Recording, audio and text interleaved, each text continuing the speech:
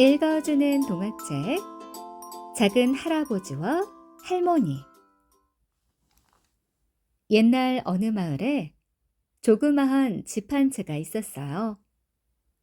이 집에는 키 작은 할아버지와 할머니가 단둘이 살았어요. 두 노인네는 마음씨가 착하여 남을 돕는 데에는 아까운 줄 모르고 돈을 썼죠. 불행한 사람을 보면 간이라도 내줄 정도였기 때문에 지금은 끼니조차 있기 어려웠어요. 이제 작고 낡아 빠진 집에 남아있는 것이라곤 작은 외양간에 묶여있는 늙고 몸집이 작은 당나귀와 찬장에 있는 둥그런 미슈빵 한 개, 광에 있는 장작개비, 타다 남은 초동강이 뿐이었죠.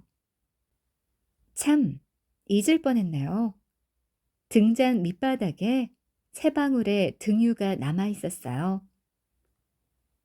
두 노인네는 이렇게 가난했지만 늘 웃음을 잃지 않았어요.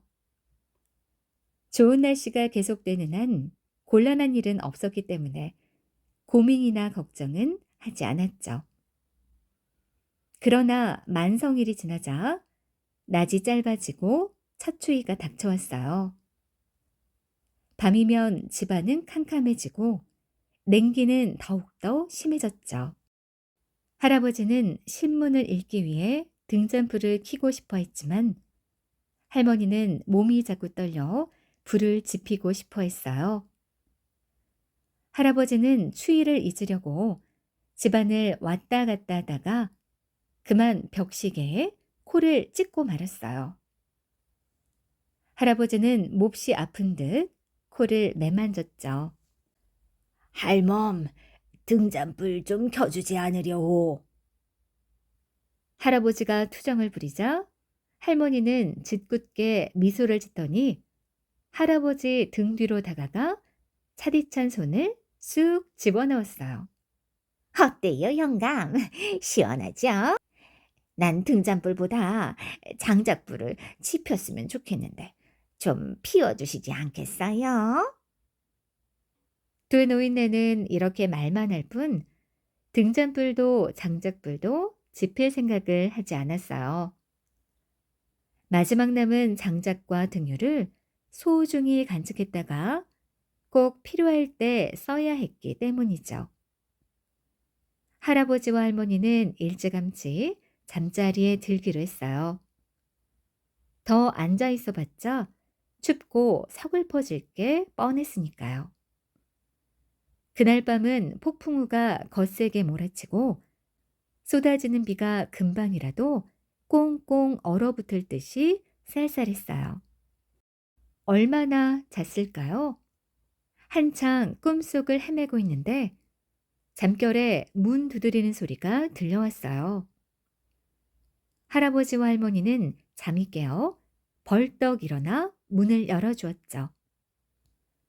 밖에는 비에 한박 젖은 나그네가 너무 추워서 이를 딱딱 부딪히며 떨고 서 있었어요. 할머니는 나그네를 방에 들어오게 한 후 등에 불을 켜고 미슈빵을 가지러 갔어요. 할아버지도 장작불을 지피기 위해 광으로 달려갔죠. 그러나 나그네는 굳이 사양하면서 잠만 좀 재워달라고 했어요. 할아버지와 할머니는 의논 끝에 자기들의 침대를 나그네에게 내어주고 자기들은 외양간으로 갔죠. 다음 날 아침, 나그네는 기분이 좋아 잠자리에서 일어났어요. 몸도 아주 건강해 보였죠. 저는 지금까지 꽤 많은 여행을 했지만 어르신네처럼 친절하신 분은 처음 뵈었어요. 지난밤 어르신네 침대에서 몸을 녹이지 못했다면 틀림없이 병이 났을 겁니다. 나그네는 너무 고마워 무엇으로든 보답을 하고 싶었어요. 그래서 곰곰이 생각하다가 집을 한 채 지어드리기로 했죠. 자기가 목수이니 그보다 더 좋은 선물은 없을 것 같았어요. 다음 날 아침 일찍 나그네는 일꾼들을 데리고 왔어요.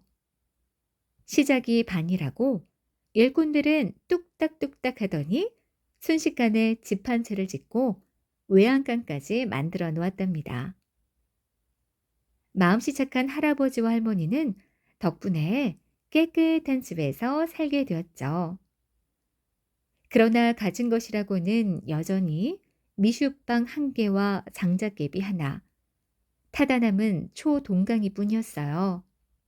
아참, 또 잊을 뻔했네요. 등 밑바닥에 등유가 두 방울 남아 있었죠. 할아버지와 할머니는 등유를 조금이라도 아끼기 위해 해가 지자마자 잠자리에 들었어요. 그러던 어느 날 밤이었어요. 이날도 일찍 잠자리에 들어 잠을 청하고 있는데 사람 살려요! 하는 소리가 바람결에 들려왔어요. 두 노인네는 부랴부랴 옷을 주워 입고 문 밖으로 뛰어나갔죠. 그랬더니 큰 도랑에 차가 뒤집힌 채 빠져 있는 게 아니겠어요? 할아버지와 할머니는 끙끙거리며 차 안에 갇혀 있는 사람을 간신히 끌어내어 집으로 데리고 왔어요. 할머니는 얼른 등불을 켜고 미숫방을 가져왔죠. 할아버지도 광에서 장작을 가져와 불을 지폈어요. 죽을 뻔하다가 살아난 젊은이는 빵에는 손도 안 대고 불만 쬐었죠. 젊은이는 장작이 다 사그러지자 아쉬운 듯 조금만 더 쬐고 싶습니다만 하며 할아버지를 쳐다보았어요. 사실 우리 집에는 장작이 그것뿐이라서. 젊은이는 깜짝 놀랐어요. 한 개비밖에 없는 장작을 아낌없이 지펴준 할아버지와 할머니가 너무 고마웠어요. 그래서 어떻게 해서든 보답을 하기로 했죠. 어르신네들, 저는 난방 기사입니다. 앞으로는 춥지 않게 지내시도록 난방 시설을 해드릴게요. 젊은이는 새벽이 되자 밖으로 나가더니 얼마 안 있어 일꾼들을 데리고 왔어요. 일꾼들은 삽시간에 난방 시설을 끝마치고는 장작이며 석탄을 듬뿍 갖다 쌓았죠. 이제 할아버지와 할머니는 깨끗한 집에서 따뜻하게 지낼 수 있게 되었어요. 그러나 집에는 여전히 미숫방과 초동강이 뿐이었어요. 아참, 또 잊을 뻔했네요. 등 밑바닥에 등유 한 방울이 아직 남아있죠. 할아버지와 할머니는 남은 등유를 아끼기 위해 일찍 잠자리에 들기로 했죠. 그러던 어느 날 밤, 문 밖에서 다급한 소리가 들렸어요. 도둑이야! 도둑이야! 할아버지와 할머니는 엉겁결에 침대에서 뛰어내려 옷을 걸쳐 입고 나막진을 끄며 소리나는 곳으로 달려갔어요. 두 노인네는 너무 서두르느라 아무것도 들지 않은 채 뛰었죠. 이 발소리를 들은 도둑들은 나그네의 지갑을 뺏으려다 말고 허겁지겁 도망쳐 버렸어요. 나막신 소리를 경찰이 달려오는 소리로 착각했던 거죠. 어르신들, 제 목숨을 구해주셔서 감사합니다. 나그네는 겁에 질려 떨면서도 인사를 빠뜨리지 않았어요. 할아버지와 할머니는 나그네를 집에 데리고 와 등불을 켜고 미숫방을 내놓았어요. 그러고는 마주보며 웃었죠. 도둑을 골려주었다고 생각하니 자꾸 우스웠던 거예요. 그런데 곤란한 일이 생겼어요. 드디어 등잔불의 기름이 다해서 그만 꺼져버린 거죠. 나그네는 그것도 모르고 자꾸 등에 기름을 넣으려고 했어요. 사실은 이제 등유가 다 떨어져서. 할아버지는 미안한 듯 개미 소리만 하게 말하다가 갑자기 손뼉을 치며 좋아했어요. 옳지. 저 동강이가 남았군. 왜 그 생각을 못했을까? 할머니가 초동강이를 가지러 가려 하자 나그네는 잠깐만 기다리라며 할머니를 붙잡았어요. 이번에는 제가 어르신네를 도와드릴게요. 저는 마침 전기 기사니 댁에 전등을 달아드리겠습니다. 그렇지만 초동강이는 그대로 소중히 간직해 두세요. 언젠가는 필요할 때가 있을 겁니다. 이튿날 전기 기사는 일꾼들을 데리고 와서 방마다 전등을 달아 대낮같이 밝게 해주었어요.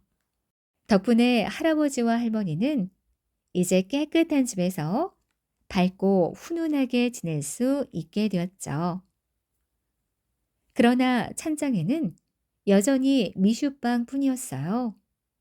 아참, 또 잊을 뻔했군요. 초동강이도 잘 간직해 두었죠. 이제 전등이 환히 밝혀졌는데 초 같은 걸 왜 간수해 두느냐고요? 글쎄요. 우리 한번 기다려 볼까요? 할아버지와 할머니는 미슈빵을 아끼느라 아주 조금씩밖에 먹지 않았어요. 돈이 없어 빵을 더 살 수도 없었던 거죠. 그러던 어느 날 두 노인네는 점심을 먹으려고 찬장 문을 열었어요. 그랬더니 찬장 안에는 빵 부스러기밖에 남아있지 않았죠. 이제는 꼼짝없이 굶어야 할 판이었어요. 할멈, 빵 부스러기는 남겨뒀다가 저녁 때 먹읍시다. 그러고 있는데 마침 새 두 마리가 문가에 날아와 앉았어요. 작고 노란 카나리아였죠. 새들은 배가 고픈지 힘없이 울어댔어요. 마음씨 착한 두 노인네는 마음이 아파 저녁거리로 남겨두었던 빵 부스러기를 주기로 했죠. 카나리아는 빵 부스러기를 보자마자 번개같이 먹어치웠어요. 그때 빵집 딸이 달려왔죠. 잃어버린 줄 알았던 카나리아를 보고 정신없이 뛰어온 모양이에요. 내 카나리아 여기 있었구나. 빵 부스러기를 눈 깜짝할 사이에 먹어치운 카나리아는 그래도 배가 고픈지 여전히 슬프게 울었어요. 소녀는 아무것도 모르고 좀 더 달라는데요 하며 할머니를 바라보았죠. 그러자 할머니는 고개를 푹 숙인 채 미안한 듯 빵이 없다고 겨우 대답했어요.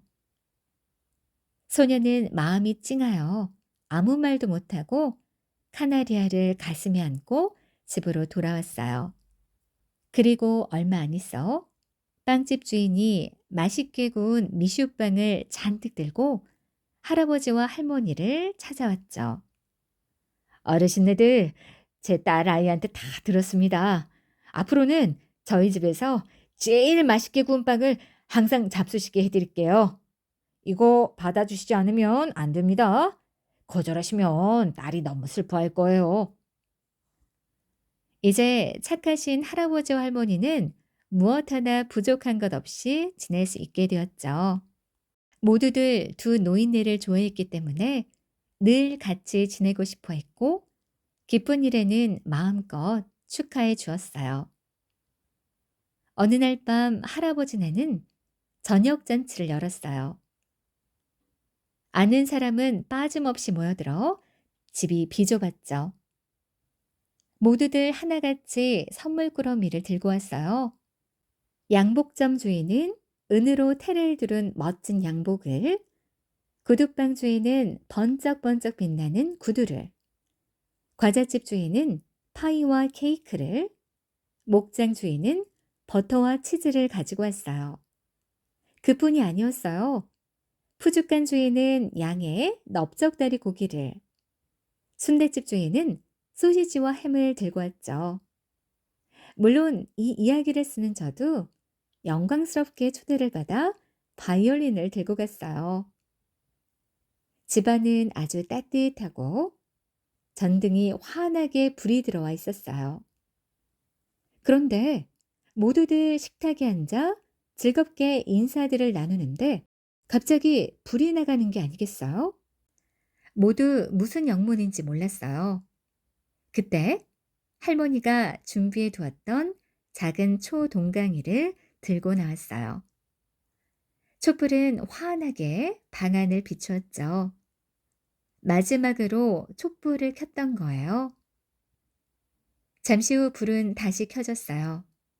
모두들 일제히 환호성을 울리며 맛있게 저녁을 먹었어요.